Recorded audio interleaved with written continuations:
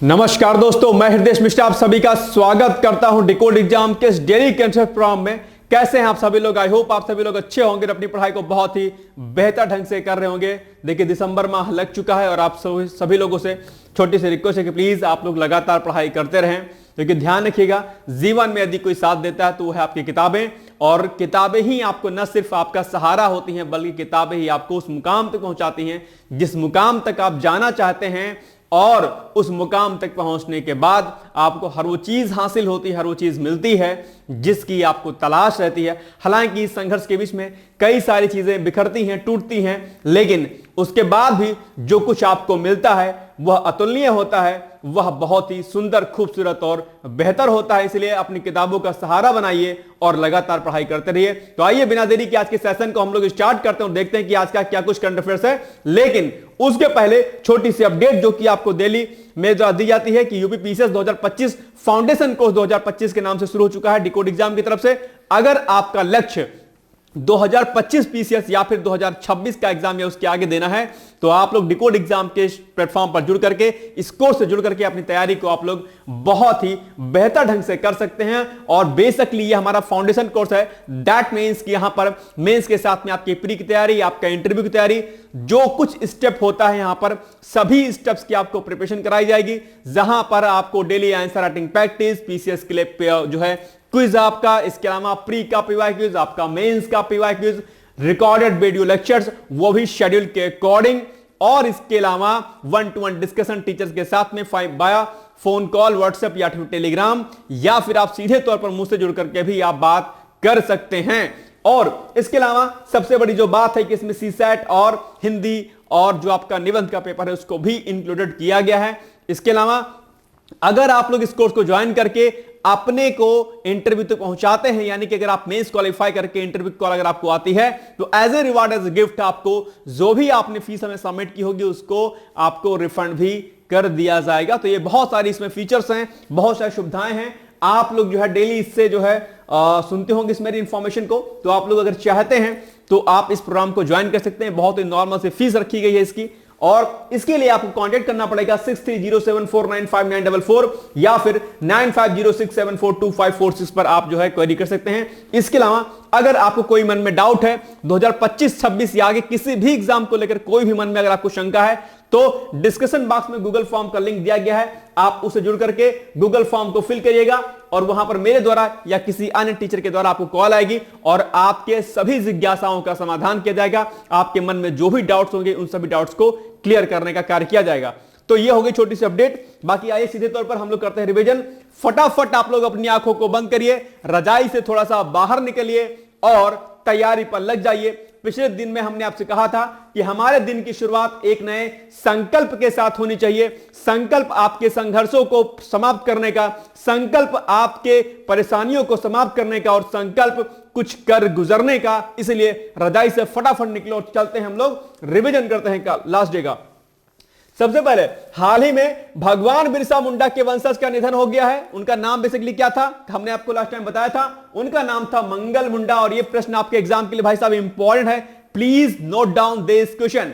Now next, Panchayati Raj मंत्रालय ने जम्मू कश्मीर में कुल कितने नए पंचायत घर यानी कि ग्राम परिषद कार्यालय खोलने की मंजूरी प्रदान कर दी है? तो वह है 500 यानी कि 500 पंचायत कार्यालय। नेक्स्ट है, हाल ही में 10वें भारत अंतरराष्ट्रीय विज्ञान महोत्सव 2024 का आयोजन कहां पर किया गया? तो वो किया गया IIT Kharagpur, sorry IIT Guwahati, याद रखिएगा, ठीक है। चलिए नेक्स्ट है, 12वां अंतरराष्ट्रीय पर्यटन मार्ट कहां पर शुरू हुआ? तो ये हुआ आपका असम में, याद रखिएगा। नेक्स्ट है, हाल ही में किस राज्य को सर्वश्रेष्ठ समुद्री राज्य के रूप में चुना गया है? हमने आपसे कहा था कि यह प्रश्न आपकी परीक्षा के दृष्टिकोण से क्या है, महत्वपूर्ण है, तो वो है आपका केरल। नेक्स्ट है, G20 देशों में सबसे कम प्रति व्यक्ति कार्बन उत्सर्जन करने वाला देश कौन सा है? वो है आपका खूबसूरत सा देश, प्यारा सा देश आपका इंडिया, अर्थात जिसको हम कहते हैं भारत। और जो कि पहले क्या था, सोने की चिड़िया, और अभी क्या हो गया है, कुछ भी नहीं बचा, प्लास्टिक चिड़िया भी नहीं बचा है, क्योंकि करप्शन ने इसको कमजोर कर दिया है। क्या किया जा सकता है इसके? नेक्स्ट है, 3 दिवसीय अष्टलक्ष्मी महोत्सव 2024 का आयोजन कहां पर किया गया भैया? तो भारत मंडपम नई दिल्ली में किया गया है, आप सभी लोग को पता होगा।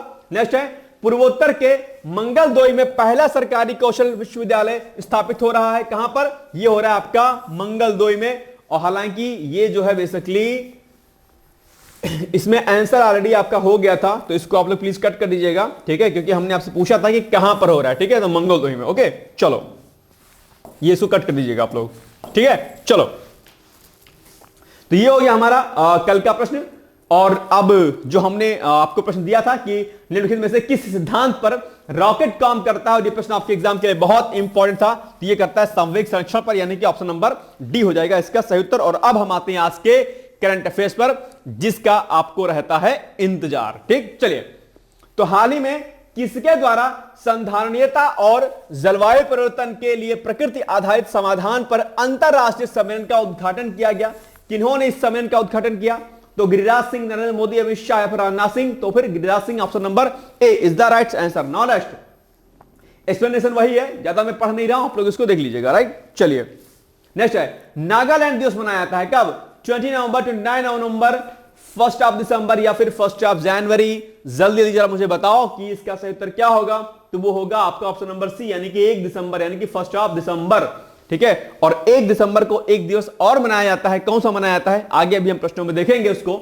तो नागालैंड दिवस प्रतिवर्ष 1 दिसंबर को मनाया जाता है। और अगर हम इसके स्थापना वर्ष की बात करते हैं नागालैंड की, तो नागालैंड की स्थापना वर्ष कब हुई थी? 1 दिसंबर 1963, यानी कि 1963 में। नागालैंड 2024 में अपना 62वां स्थापना वर्ष भी मना रहा है, इसीलिए यह फैक्ट आपके एग्जाम के लिए क्या है, इंपॉर्टेंट है, तो इसको आप लोग टिक कर लीजिएगा इस फैक्ट पे। दूसरा, नागालैंड भारत के पूर्वोत्तर राज्य का एक हिस्सा है, यानी कि पूर्वोत्तर राज्य में आता है। और अगर नागालैंड की सीमाओं की बात करते हैं, तो नागालैंड की सीमाएं उत्तर में अरुणाचल प्रदेश से, पश्चिम में असम, दक्षिण में मणिपुर और पूर्व में म्यांमार से लगती हैं। भैया जी लोग जरा ध्यान रखना कि जितने भी पूर्वोत्तर राज्य हैं और जो भी उत्तर प्रदेश के आसपास के राज्य हैं, उनकी सीमाएं किन किन राज्यों से या उनकी सीमाएं अलग अलग अंतरराष्ट्रीय सीमाओं से अगर टच करती हैं, छूती हैं, तो फिर वह राज्य आपके एग्जाम के लिए महत्वपूर्ण हो जाता है। तो जरा ध्यान रखना कि जितने भी पूर्वोत्तर राज्य हैं, उनकी सीमाओं के बारे में आपको जानकारी होनी चाहिए। और इसके अलावा जो भी उत्तर प्रदेश की सीमाएं हैं, उत्तर प्रदेश की सीमाएं किन किन अदर स्टेट से लगती हैं, वो भी आपको पता होना चाहिए। अगर आपने अभी तक इसको तैयार नहीं किया है, तो आपको प्रिपेयर कर लेना है। आज आपका टास्क यही है भैया जी लोग, कि टास्क नंबर क्या है? टास्क यह है कि सीमाएं जो भी हैं राज्यों की, उनको आपको क्या करना है, रेडी कर लेना है। आज ही वीडियो वाइंड अप होगा, उसके तुरंत बाद ये काम आपको कर लेना है, बाद के लिए नहीं टालना है। बाद के लिए टालोगे ना तो रह जाएगा, और ऐसे ऐसे टास्क बढ़ता जाएगा और आप नहीं कर पाओगे। इसलिए यह काम आज आपको आज ही करना है। कल मैं पूछूंगा, मेरे को दिख रहा है, ठीक है, सब दिखता है मेरे को, मैं बता रहा हूं सही तरह, बहुत तेज मेरी आंखें हैं। और नागालैंड की राजधानी क्या है? तो नागालैंड की राजधानी है आपका कोहिमा, याद रखिएगा। नेक्स्ट है हॉर्नबिल फेस्टिवल, कई बार एग्जाम में पूछा गया है कहां पर मनाया जाता है, तो हॉर्नबिल फेस्टिवल बेसिकली नागालैंड का है, ठीक है, जो नागालैंड की सांस्कृतिक उत्सव का क्या है, एक तरीके से एक अपने आप में महोत्सव है। चलिए, विश्व एड्स दिवस मनाया जाता है। वेरी वेरी कॉमन क्वेश्चन, बहुत आसान है, लेकिन फिर भी लोग जल्दबाजी में कई बार क्या होता है, जैसे देखेंगे विश्व एड्स दिवस मनाया जाता है, एकदम गोलगप्पे, एकदम रसगुल्ले फोड़ने लगे, इतना आसान प्रश्न कैसे आ गया? अरे भाई साहब, क्या करेंगे? तुरंत देखेंगे, जैसे देखेंगे ऐसे क्या होता है, इसमें प्रश्न दिया रहेगा और प्रश्न के बाद क्या रहता है, ऐसे ऐसे ऑप्शन रहता है, ए, फिर गोला ए, बी, सी और डी। जैसे देखा यहां पर 1 दिसंबर यहां लिखा है, यहां पर लिखा है 1 नवंबर मान लिया, यहां पर लिखा है 1 जनवरी माना कि यहां पर लिखा है। जैसे देखा, अरे भाई साहब इतना आसान प्रश्न, क्या करेंगे, आओ ना ताव देखा, तुरंत खट से यहां फिल कर देंगे, लो कट कट कट लो हो गया। फिर जब दिमाग जाएगा कहने, अरे होना तो ये था यार, बी वाला ऑप्शन, सी हमने फिल कर दिया, गए। ये प्रश्न मैंने इसलिए डाला है ताकि जब आप वहां पर प्रश्नों को करें तो आसान प्रश्नों को देख करके एकदम से पागल ना हो जाएं, बल्कि धैर्यता पूर्वक करें। यह गलती अक्सर होती है, जब आसान प्रश्न आते हैं तो आप क्या करते हैं, आप उत्साह में क्या करते हैं, जल्दी से जो है इस सर्कल को फिल करने का प्रयास करते हैं, और बी की जगह सी, सी की जगह ए की जगह डी हो जाता है। ध्यान रखना, इसलिए इस प्रश्न को हमने डाला है और इसी समझाने के लिए इस प्रश्न को हमने डाला है। और ये गलतियां अक्सर स्टूडेंट से हो जाती हैं, मुझसे भी हुई हैं, इसीलिए मैं कह रहा हूं आपसे, ठीक है, क्योंकि गलती से ही इंसान सीखता है। एक्सपीरियंस इंसान आपको शेयर करता है, तो गलती हमसे भी हुई है, उत्साह में हो जाता है। जरा ध्यान रखना, बड़े बैलेंसिंग अप्रोच के साथ में, बड़े ध्यानपूर्वक एकाग्रता के साथ अपने सर्कल को फिल करने का वहां पर प्रयास करिएगा। सबसे इंपॉर्टेंट चीज है, कई बार अपना रोल नंबर वो क्या कहते हैं, नाम गलत करके चले जाते हैं, जो इंफॉर्मेशन उनको फिल करनी होती है, ठीक है। सीसैट में अपना जो है कोड गलत फिल कराएंगे, रोल नंबर गलत फिल कर देंगे, बहुत सारी छोटी छोटी मिस्टेक करके चले आते हैं, उनका नहीं होता है। यह सारी गलतियां जरा ध्यानपूर्वक आप लोग एग्जामिनेशन में करिएगा, खासकर पीसीएस अभ्यर्थी जिनका एग्जाम अभी होने वाला है। बहुत ही सौम्यता के साथ, बहुत ही धैर्यता के साथ आपको जो है पहले अपने ओमार शीट को फिल करना है सही तरीके से, उसके बाद कोई कार्य करना है, ध्यान रखना, ठीक है। तो ये इंपॉर्टेंट थिंग थी, ओके। तो ये बेसिकली 1 दिसंबर को मनाया था, यानी कि B is the right answer, ठीक है। चलो, तो विश्व एड्स दिवस प्रतिवर्ष 1 दिसंबर को मनाया जाता है, ठीक बात। और विश्व दिवस 1988 के बाद प्रतिवर्ष जो है 1 दिसंबर को मनाया जाता है, ठीक है। और इसके अलावा उद्देश्य की अगर हम बात करते हैं, मोटो क्या है, तो HIV एड्स के बारे में लोगों को जागरूक करना, लोगों को अवेयर करना, और इनसे जो एक्सपायर हो गए हैं उनको याद करना, उनकी जो है जो उनकी मृत्यु हो गई है उनको याद करना, ठीक है। ये इसका क्या है, मोटो है बेसिकली इसका नाम। अगर बात हम लोग एड्स की करते हैं, किसकी, एड्स, AIDS, सभी लोग इसका फुल फॉर्म जानते होंगे और कई बार आपके एग्जाम में पूछा जाता है। तो एक्वायर्ड इम्यूनो डिफिशियंसी सिंड्रोम इसका क्या है, नाम है। और यह HIV वायरस से जो क्या होता है, फैलता है। HIV आप लोग नाम जानते होंगे, क्या, HIV ये क्या है, वायरल डिजीज है, HIV वायरस है, और उसका नाम क्या है, immuno deficiency virus. Human immuno deficiency virus इसका क्या है, इस वायरस का नाम है। और एक प्रश्न अक्सर आपके एग्जाम में पूछा जाता है कि जो आपका एड्स वायरस होता है उसकी टारगेटेड सेल क्या होती है। It's very very most important questions for your examinations. क्या मैंने बोला कि जो आपका ये एड्स होता है, ठीक है, जो ये आपका HIV वायरस होता है, ठीक है, ये जो HIV वायरस है इसका टारगेटेड सेल कौन सी है, क्या इसकी टारगेट सेल कौन सी है ह्यूमन बॉडी में, वो है आपके T4 लिम्फोसाइट। क्या, T4 लिम्फोसाइट। शायद आप लोग जानते होंगे, नहीं जानते होंगे तो नोट कर लीजिएगा, बहुत इंपॉर्टेंट है, ध्यान रखिएगा। एड्स किन किन चीजों से फैलता है बखूबी आप लोग इसको जानते होंगे, समझते होंगे। खासकर जो स्लाइबल जो चीजें होती हैं उनसे भी फैलता है, इसलिए ध्यान रखना, जो भी लिक्विड फॉर्म में होंगी उनसे एड्स फैलता है। कई बार रिसर्च में, हालांकि मेडिकल साइंस इस पे अभी नहीं है, हालांकि जो आपके लिप्स होते हैं, ठीक है, अगर उसका भी इंटरेक्शन होता है कहीं ना कहीं तो वहां से भी चांसेस बढ़ जाते हैं। हालांकि इन मेडिकल साइंस अभी इस पर रिसर्च बाकी है, तो यह भी एक खतरा है अपने आप में, ठीक है। खैर, इस पर रिसर्च होगी, उसके बाद देखा जाएगा, लेकिन ध्यान रखिएगा कि ये बहुत खतरनाक वायरस है। चीजों को थोड़ा सा इसको समझने का प्रयास करिएगा आप लोग, ठीक है। चलिए आगे बढ़ते हैं हम लोग फटाफट। 2024 के विषय की हम बात करते हैं बेसिकली, तो क्या है, सही रास्ता अपनाएं, दे मेरी सेहत मेरा अधिकार। ये क्या है, इस बार का थीम है और ये बहुत इंपॉर्टेंट भी है, जरा इसको नोट डाउन कर लेना भैया लोग, ठीक है। कई बार आपके एग्जाम में पूछा गया, ये फैक्ट है। 2024 विश्व एड्स दिवस का थीम इंपॉर्टेंट है, नोट डाउन कर लो। दूसरा, राष्ट्रीय स्तर पर भारत HIV, अच्छा ये कुछ डेटा है यहां पर जो हमने आपको मेंशन करवाया है, इस डेटा को आप लोग क्या करिएगा, नोट डाउन कर लीजिएगा, आपके एग्जाम के लिए क्या है, महत्वपूर्ण है। जैसा कि राष्ट्रीय स्तर पर भारत HIV अनुमान 2023 की जो रिपोर्ट है उससे पता चलता है कि भारत में 25 लाख से ज्यादा लोग HIV से पीड़ित है। 25 लाख पर्सन हैं जो इससे पीड़ित है, इससे ज्यादा ही पीड़ित है। ये तो सरकारी आंकड़ा है बेसिकली, इससे ज्यादा ही होंगे और ज्यादा लिखा भी है सामने आपके, ठीक है। तो ये अपने आप में एक जो है बहुत ही खराब डिजीज है और इससे कोई व्यक्ति तुरंत नहीं मरता है, बल्कि इससे व्यक्ति स्लोली मरता है। कहने का मतलब ये क्या हुआ, इससे इम्यून सिस्टम वीक हो जाता है, धीरे धीरे आपके बॉडी के एक एक ऑर्गन्स क्या करते हैं, काम करना बंद कर देते हैं और उसके बाद जो है इंसान इतना वीक हो जाता है, सारा उसका इम्यून सिस्टम वीक हो जाता है, सारे ऑर्गन्स जो वर्क करना बंद कर देते हैं, इंसान मौत की तरफ आगे बढ़ता हुआ चला जाता है। कुछ यही चीज आपके कैंसर जैसे चीजों में भी होती है, इसलिए ध्यान रखिएगा, आपका खान पीन रहन सहन थोड़ा सा ध्यानपूर्वक करिएगा, अदरवाइज आप प्रॉब्लम में फंस सकते हैं और ये अवेयरनेस आपके अंदर होनी चाहिए, ध्यान रखिएगा, ठीक है। चाहे वो ब्लड चढ़ाना हो या कुछ अन्य चीजें करनी हो, I think you know better, ठीक है। तो थोड़ा सा इस पर फोकस करके चलिएगा आप लोग। चलिए आगे बढ़ते हैं।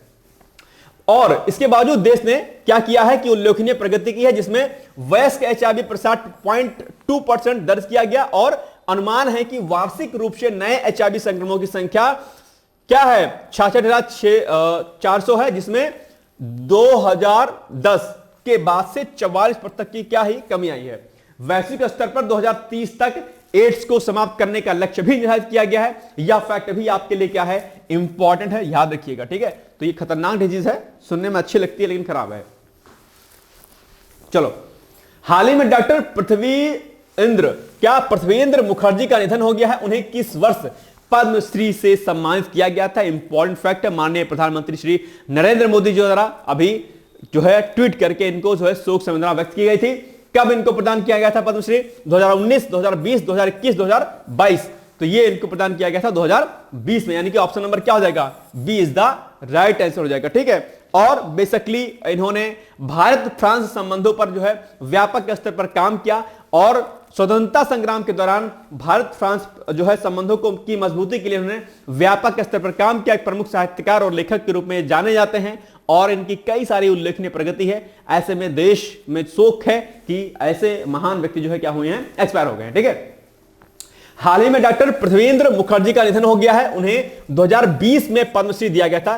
जन्म की अगर हम बात करते हैं तो 20 अक्टूबर 1936 यानी कि 1936 में इनका जन्म हुआ था और 30 नवंबर 2024 यानी कि सैटरडे को ये एक्सपायर हो गए हैं, याद रखिएगा।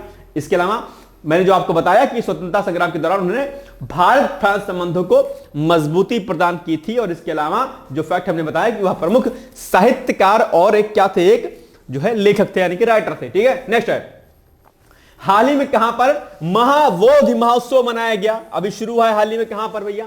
बिहार, श्रावस्ती, मध्य प्रदेश, वाराणसी।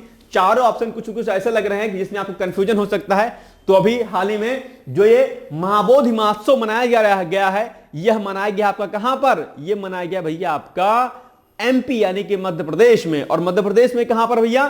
तो अच्छा, इसके पहले रट्टिक लगा लो इसको, नहीं तो कहोगे जी सर जी छूट गया। सी वाला ऑप्शन मध्य प्रदेश। तो ये बेसिकली जो यूनेस्को विश्व धरोहर स्थल है, कौन सा? सांची का स्तूप। कौन सा विश्व धरोहर स्थल में शामिल सांची के स्तूप में 2 दिन महाबोधि उत्सव मनाया गया है, याद रखिएगा। सांची का स्तूप कई बार आपसे पूछता है कहां पर अवस्थित है, मध्य प्रदेश में स्थित है और यह विश्व धरोहर स्थल के रूप में भी क्या है, सम्मानित है, इसलिए यही फैक्ट भी आपको याद रखना है। दूसरा, केंद्रीय अल्पसंख्यक कार्य मंत्री कौन? जो किरण रिजिजू हैं, उन्होंने जम्बू द्वीप पार्क में इस महोत्सव का उद्घाटन किया। कब से कब तक हो रहा है यह महोत्सव? तो 30 नवंबर से लेकर के 1 दिसंबर तक, यानी कि हो चुका है। और लास्ट फैक्ट है कि रिजिजू जी ने जो सांची है, सांची भगवान बुद्ध के 2 प्रमुख शिष्यों कौन, सारिपुत्र और मौदगल्यायन के अवशेषों की पूजा अर्चना में भी भाग की सॉरी हो सकता है ये जो 2 शिष्य लिखे हैं आपके, ये पूछ ले कि ये 2 शिष्य किसके थे, भगवान बुद्ध के थे या महावीर के थे या किसी और के थे। तो ये दोनों शिष्यों के जरा नाम याद रखिएगा, कौन कौन से, सारिपुत्र और मौदगल्यायन, ठीक है। ये नाम दोनों याद रखना है आपको, ओके। चलो नेक्स्ट है, हाल ही में केंद्र सरकार और किस संस्था ने बागवानी से जुड़े किसानों के लिए कितना 9 करोड़ 80 लाख डॉलर के ऋण के समझौते पर हस्ताक्षर किए हैं? कौन सा वो संस्था है? तो एशियाई विकास बैंक यानी कि जिसको हम एडीबी बोलते हैं, या फिर आरबीआई के साथ, या फिर आईएमएफ के साथ, या फिर डब्ल्यूटीओ के साथ। जरा फटाफट मुझे बताइएगा कि इसका उत्तर क्या होगा। अगर आपको थोड़ा सा नॉलेज होगी, अगर आप थोड़ा सा ज्ञान आपके भीतर होगा, तो इसका ऑप्शन आप जो है आराम से टिक कर सकते हैं बिना ऑप्शन के जाने। तो आप देखेंगे तो एशियाई विकास बैंक जो है वो कुछ कार्य किसानों से संबंधित ही होता है, आप सभी लोग जानते होंगे। तो एशियाई विकास बैंक, जिसको हम लोग क्या बोलते हैं, एडीबी भी बोलते हैं। और एडीबी के बारे में अक्सर आपके एग्जाम में प्रश्न भी पूछा जाता है, इसकी स्थापना वर्ष एंड ऑल, ठीक है।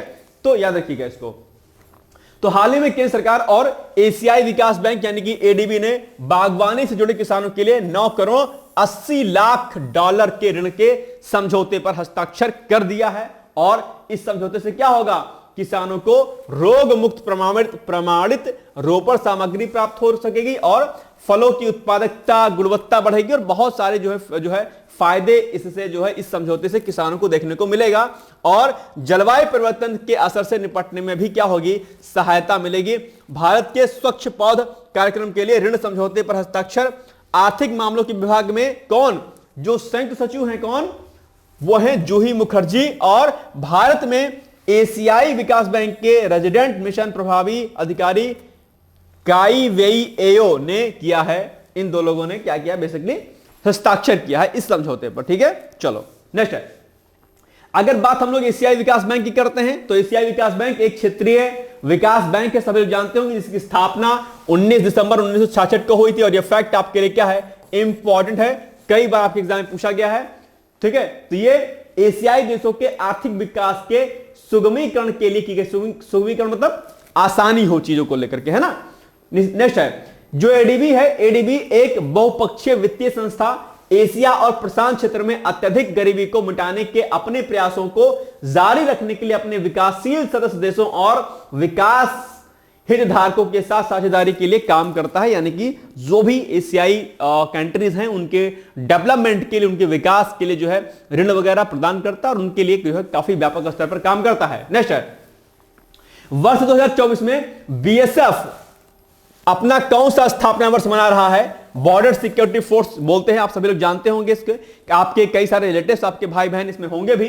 ठीक है, तो 50वां 55वां 60वां या इनमें से कोई नहीं, तो 2024 में बेसिकली जो बीएसएफ है वो अपना 60वां स्थापना वर्ष मना रहा है। और इसलिए प्रश्न आपके एग्जाम के लिए क्या हो जाता है, इंपॉर्टेंट भी हो जाता है। इसको भी आप लोग क्या करिएगा, टिक लगा लीजिएगा। राइट, चलिए नेक्स्ट है। तो वर्ष 2024 में बीएसएफ अपना 60वां स्थापना वर्ष मना रहा है। ठीक है, प्रश्न आपसे यही पूछ सकता है कि निम्नलिखित में से कौन सी संस्था अपना 60वां स्थापना वर्ष मना रही है। आपके सामने ऑप्शन दे देगा, बीएसएफ की, एनएसजी या कोई और जो है क्या कहते हैं एजेंसी। तो याद रखना कि 60वां स्थापना वर्ष बीएसएफ मना रहा है। राइट, प्रश्न किसी भी तरीके से आपसे पूछा जा सकता है। ओके, तो स्थापना वर्ष कब हुई थी, 1 दिसंबर 1965, याद रखिएगा। और सीमा सुरक्षा बल बीएसएफ गृह मंत्रालय के अधीन भारत में क्या है, एक केंद्रीय सशस्त्र पुलिस बल है, याद रखिएगा। आदर्श वाक्य कई बार आपके एग्जाम में पूछ लेता है, तो आदर्श वाक्य क्या है इसका, जीवन पर्यंत कर्तव्य। क्या, जीवन पर्यंत कर्तव्य। और यह ध्येय वाक्य आपके लिए भी इंपॉर्टेंट हो सकता है कि आपको जीवन पर्यंत क्या करना है, कर्तव्य अपना करते हुए चलना है। नेक्स्ट है, यह पाकिस्तान और बांग्लादेश के साथ भारत की सीमाओं की रखवाली के लिए क्या है, जिम्मेदार है अपने आप में। ठीक है, यानी कि अंतरराष्ट्रीय सीमाओं की सुरक्षा करता है। नेक्स्ट है, इसका गठन 1965 के भारत पाकिस्तान के युद्ध के मद्देनजर भारत की सीमाओं की सुरक्षा सुनिश्चित करने और संबंधित मामलों के लिए बेसिकली किया गया था। ठीक है, तो बीएसएफ के बारे में आप लोग पढ़ते होंगे। और जीएस पेपर 3 में जो इंटरनल सिक्योरिटी का जो सेक्शन है वहां पर भी आप लोग जो है इसको पढ़ते होंगे। ठीक है, चलो लास्ट क्वेश्चन आपके लिए। संयुक्त राष्ट्र शांति स्थापना आयोग यानी कि यूनाइटेड नेशन, ठीक है, पीस बिल्डिंग कमीशन की स्थापना कब हुई थी, 2005, 2008, 2012, 2013। जल्दी दीजिए मुझे बताओ कि भैया इसकी स्थापना संयुक्त राष्ट्र शांति स्थापना आयोग कब हुई थी। तो ये हुई थी 2005 में, यानी कि ऑप्शन नंबर ए। अब बात करते हैं कि ये जो संयुक्त राष्ट्र शांति स्थापना आयोग है बेसिकली चर्चाओं में क्यों है। तो चर्चाओं में भैया इसलिए है क्योंकि 2025-26 के लिए, कब के लिए, 2025 से 26 के लिए भारत को इसका पुनः से क्या किया गया है, पुनः से इसको जो है भारत को जो है इसके लिए चुना गया है। यानी कि हाल ही में भारत को 2025 से 2026 की अवधि के लिए संयुक्त राष्ट्र स्थापना आयोग में पुनः से इसको क्या किया गया है, चुना गया है, याद रखिएगा। और अगर हम इस आयोग की बात करते हैं तो इसका प्रमुख कार्य क्या है, इस आयोग का प्रमुख कार्य संघर्ष से प्रभावित देश में शांति की स्थापना का प्रयास करना है। और आयोग में 31 सदस्य देश अभी क्या है, शामिल हुए। तो इसकी स्थापना 2005 में हुई थी। ठीक है, तो इसलिए और व्यापक स्तर पर आयोग में जो है, इस आयोग में अपना देश जो भारत है वो कार्य करता है। और इसके अलावा आपको पता होगा कि भारत हमेशा से शांतिपूर्ण रूप से कार्य करता है, कभी किसी देश पर हमला नहीं करता। हालांकि अगर उसके आंतरिक मामलों में कोई हस्तक्षेप करता है या कुछ ऐसी हिमाकत करता है तो उसका भारत विरोध उसी तरीके से करता है। आप सभी लोग इसको जानते होंगे। यानी कि जो भारत की जो अंतर्राष्ट्रीय जो नियम और कानून हैं, जो अंतर्राष्ट्रीय संबंध हैं, वो अपने आप में क्या है, बहुत ही अलग हैं। आप लोग पेपर सेकंड, सामान्य अध्ययन पेपर सेकंड यूपीएससी या पीसीएस में अंतर्राष्ट्रीय संबंधों में यानी कि इंटरनेशनल रिलेशन का जो आपका चैप्टर है वहां पर आप लोग बखूबी पढ़ते होंगे। ठीक है, चलिए अब आज आपके लिए अभ्यास प्रश्न है आज का कि एशियाई विकास बैंक की स्थापना कब हुई थी, 1926, 36, 64 या फिर 66। जल्दी कमेंट करके मुझे इसका आंसर आप लोग बताइएगा। ठीक है, नेक्स्ट है बाकी यह न्यूज आपके लिए कि अगर आपका फोकस अभी 22 दिसंबर को है, हालांकि टाइम तो बहुत कम बचा, लेकिन फिर भी आप चाहें तो प्रैक्टिस कर सकते हैं।